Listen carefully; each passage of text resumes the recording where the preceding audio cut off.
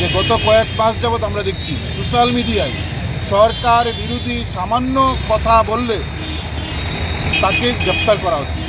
গ্রেপ্তার করা হচ্ছে পুলিশ প্রথমে না, রাষ্ট্রবাদী, সনাতনী হিন্দু এরকম নাম দিয়ে পুলিশের কাছে যাচ্ছেন, পুলিশের উপর চাপ সৃষ্টি করছেন।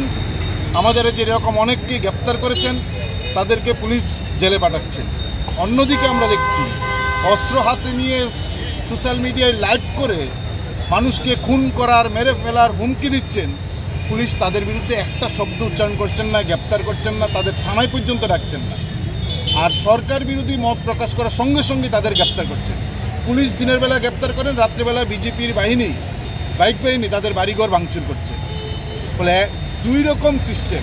সরকারের বিরুদ্ধে কথা বললে পুলিশ গ্রেপ্তার করেন, বিজেপি বাড়িঘর ভাঙেন।